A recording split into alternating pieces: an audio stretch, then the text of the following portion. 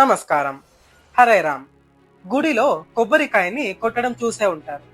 చాలా మంది కొట్టి కూడా ఉంటారు. అయితే కొబ్బరికాయని ఎందుకు కొడతారు? ఈ వీడియోలో వైజ్ఞానికంగా ఏం చెప్తుందో, అలాగే వేదాల్లో ఏం చెప్పారో తెలుసుకుందాం.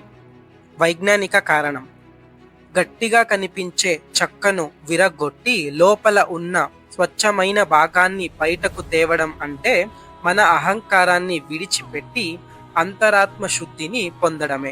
ఆ శబ్దం మరియు ఆ క్రియ మనసుకు శాంతి, భక్తి వంటి భావాలను కలిగిస్తాయి. ఇది పవిత్రతను గుర్తు చేస్తుంది, ఎందుకంటే కొబ్బరికాయ స్వచ్ఛమైనది, పోషక తత్వాలతో నిండినది. వేదాల ప్రకారంగా చూసుకుంటే, వేదాల్లో కొబ్బరికాయ అహంకారానికి సంకేతంగా చెప్పబడింది. దాని లోపల ఉన్న నీళ్లు మరియు తెల్ల ముడి మన ఆత్మశుద్ధిని చూపిస్తాయి.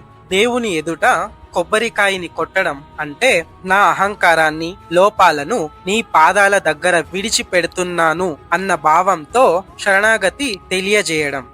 ఇక ముందు గుడిలో కొబ్బరికాయ కొట్టేటప్పుడు ఈ విషయాన్ని గుర్తించుకోండి.